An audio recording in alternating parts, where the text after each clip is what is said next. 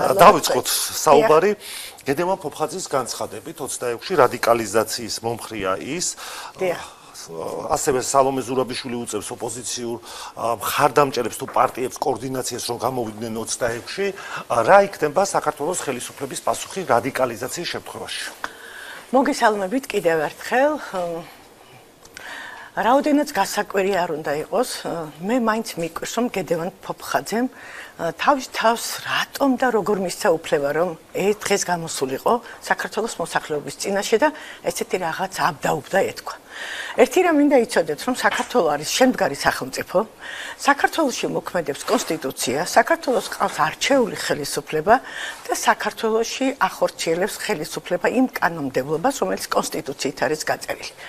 26 მაისი ყველა მოქალაქის არის, საქართველოს ყველა მოქალაქის და ეს არის ჩვენი ეროვნული დღესასწაული.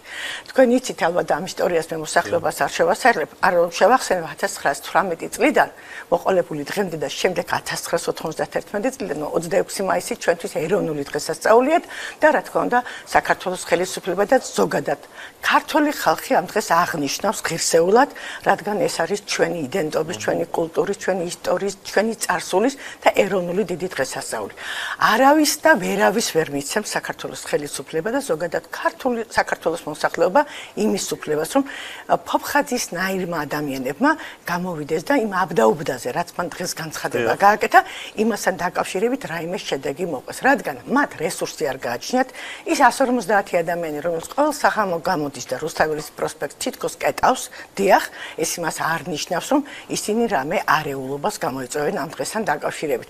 რადგან არსებობს სახელმწიფოში კანონი და ყველა ადამიანი კანონის წინაშე აგებს პასუხს. ქალბატონ რიმა, გედემან ფოფხაძე არ არის ერთადერთი ხომ?